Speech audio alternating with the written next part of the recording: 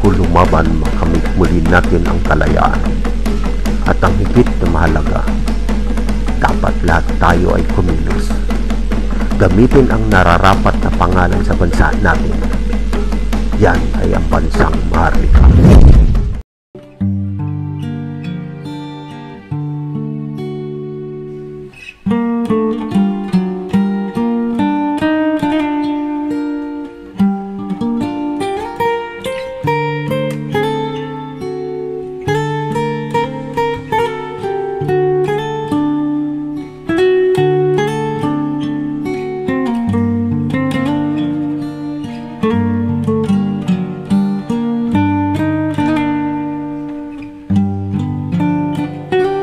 Maharlikang araw, Rio Palma po, Tubong Mindanao, dating misyonaryo for the last 20 years at naglibot na rin sa iba't ibang panig ng mundo, sa South America, sa Africa, sa Europa, sa Southeast Asia at Asia.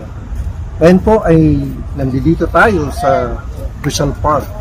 Dito po talaga sa pook na ito kung saan itinomba ng rehimeng Espanyol ang ating national hero na si Jose Rizal, at ang pumatay po sa kanya ay ang ating kababayan din, na kung ayaw nilang barilin ang ating pambansang bayani ay sila ang babarilin ng mga Espanyol.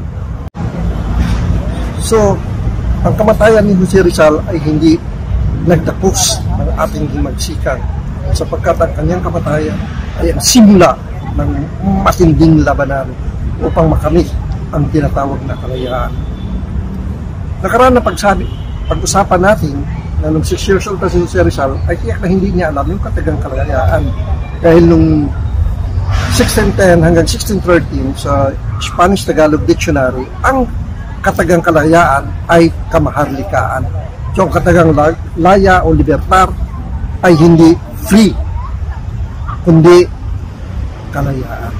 So nakikita natin po sa illustration ng ating mga sculptor ay ipinapakita nila kung paano pinaslang at binaril na nakatalikod ang ating bayani si Jose Rizal. So maraming salamat sa mga ating artists, sculptors, pagkat sa pamamagitan ng kanilang creativity ay nagawa nilang ipakita kung paano pinatay si Jose Rizal sa pamamagitan ng firing squad.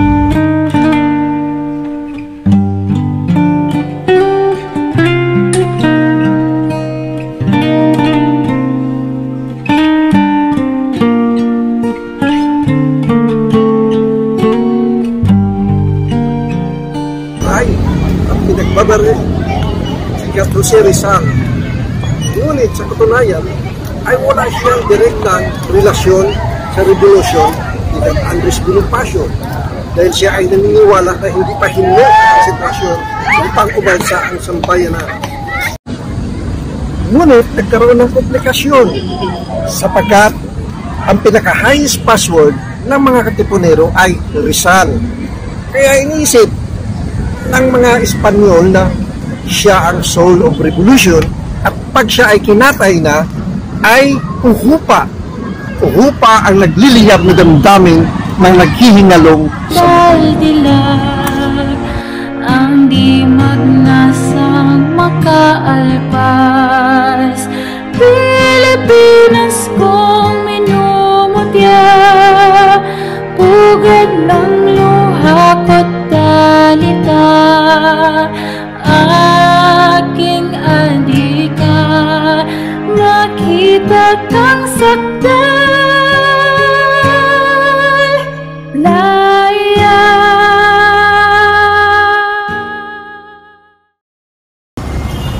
Namatay man ang katawang lupa ni Jose Rizal, ngunit ang kanyang kaisipan ay buhay na buhay at nagsilbing ilaw sa mga sumusunod na henerasyon, lalong-lalo na doon sa nakikipagpaga at nakikipaglaban o patuloy na nakikipaglaban upang makaalpas sa upo ng dayuhang Espanya. Sa katunayan,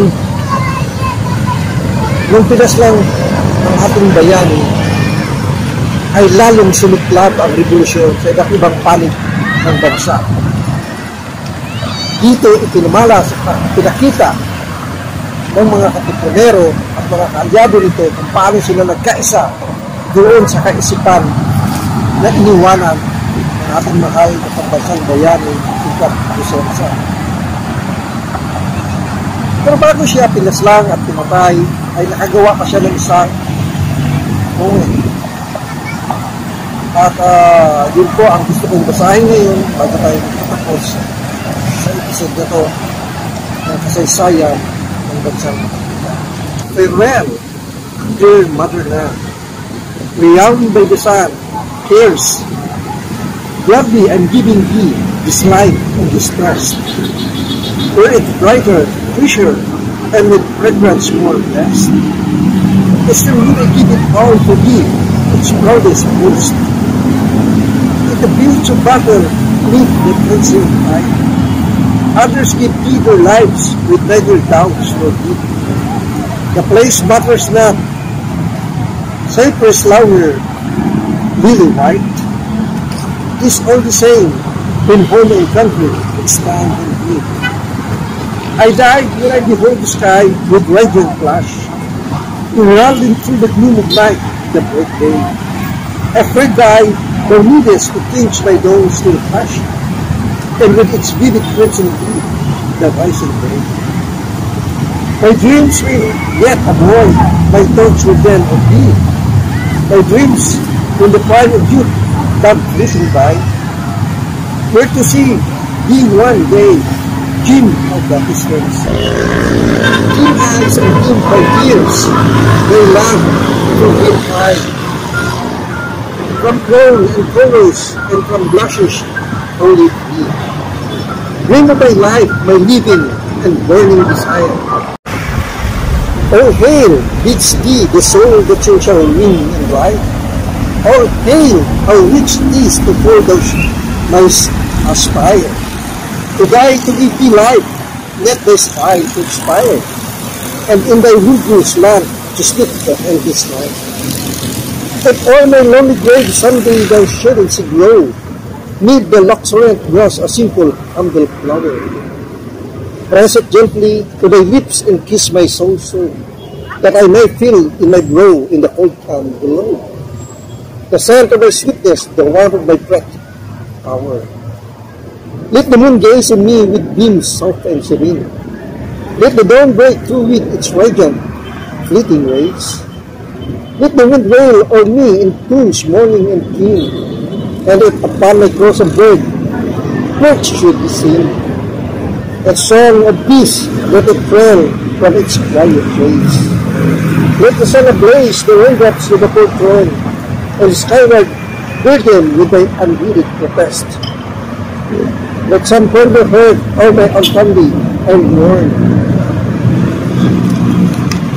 And if that eve a prayer for me to heaven inborn, pray to my country that in God my rest.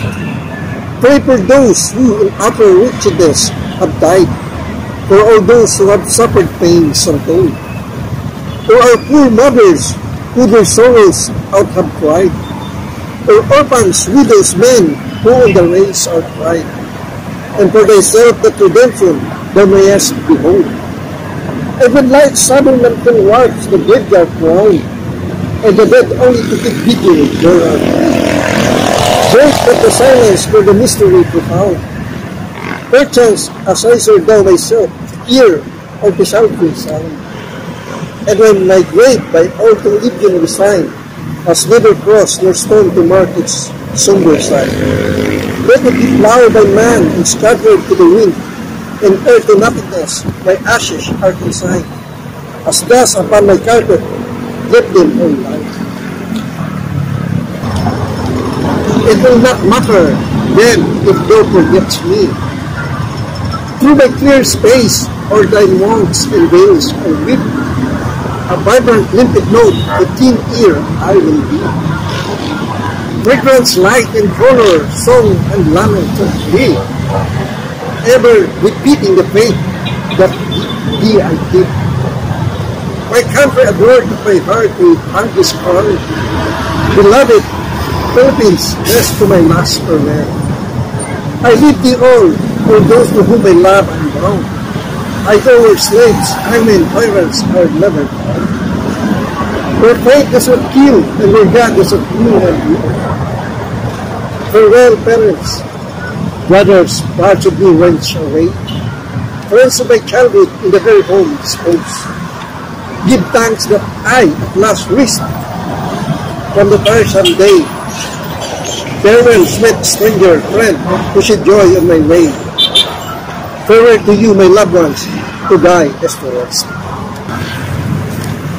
Ito po ang last farewell ni Jose Rizal at sana po ay nabigyan natin ng justice yung ating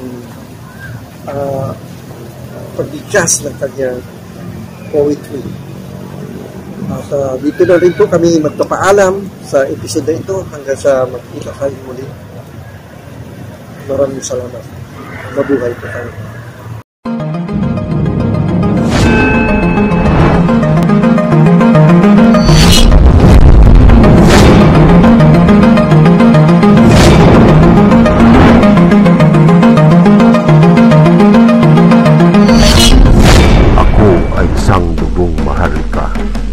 Handa ako lumaban makamit muli natin ang kalayaan.